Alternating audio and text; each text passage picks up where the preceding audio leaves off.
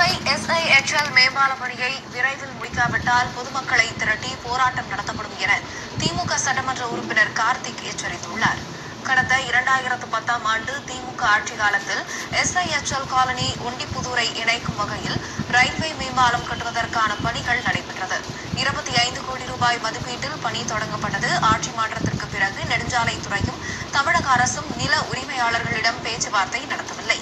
8 ஆண்டுகளாகியும் பணிகள் கிடப்பில் போடப்பட்டுள்ளன.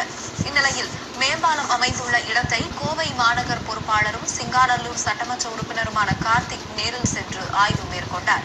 நீதிமன்ற உத்தரவை பின்பற்றி மேம்பால பணிகளை விரைந்து தொடங்க வேண்டும் என்றும், இல்லையெனில் திமுக சார்பில் போராட்டம் நடத்தப்படும் என கார்த்திக் எச்சரித்தார்.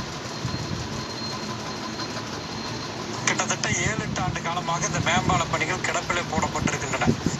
எடுபிடி அரசாக செயல்பட்டுக் கொண்டிருக்கக்கூடிய எடப்பாடி பழனிசாமி அவர்கள் தான் தமிழ்நாட்டின் முதலமைச்சருடைய கையில் தான் இந்த நெடுஞ்சாலைத்துறை இருக்குது.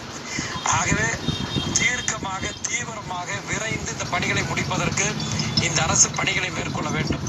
அப்படி இல்லைன்னா உடனடியாக வெகு விரைவிலே கோவை மாநகர் கிழக்கு மாவட்ட திராவிட முன்னேற்ற கழகத்தின் சார்பிலே மிகப்பெரிய தொடர் போராட்டங்கள் நடத்துவோம்.